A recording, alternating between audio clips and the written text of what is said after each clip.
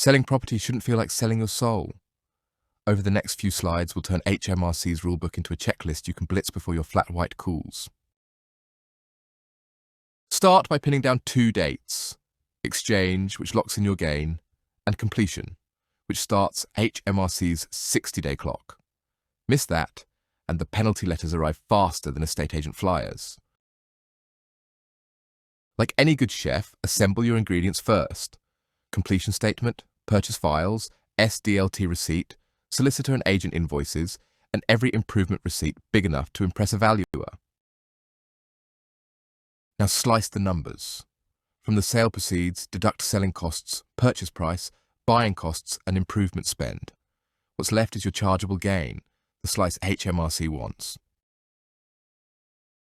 Before you panic, shave off reliefs. If it was ever your home, private residence relief shelters a chunk. Lettings relief can mop up more. Finally, apply the $3,000 allowance, small but mighty.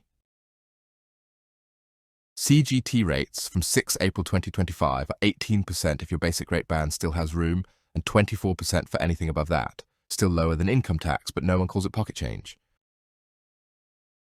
Step 1 of the 60-day dance, log into HMRC's CGT on UK Property Service. First time, create a dedicated account in 10 clicks. Treat it as your digital deeds cupboard. Every disposal lives here. Next, work through the online return. Enter the property address, exchange and completion dates, proceeds, deductible costs, and any reliefs. The portal does the maths.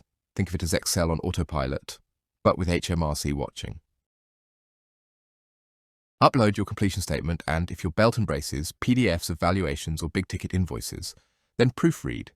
If any figure is provisional, tick the box. HMRC prefers an honest estimate to a confident error. Hit Submit, and the system generates a payment reference. Copy it somewhere safe. Download the PDF return. Auditors, lenders, and curious solicitors love documentation. Need changes? You have 12 months to amend online. Money talks. Pay the CGT within the same 60 days using faster payments and that reference. Miss day 60 and HMRC adds interest, like a parking ticket, only the meter never stops. Deja vu time. Include the gain again on your next self-assessment. Credit the tax already paid. If anything changed, perhaps final legal fees, adjust here. Compliance loves repetition. Finally, keep every scrap of evidence for 5 years. Future you and any HMRC inspector will say thanks.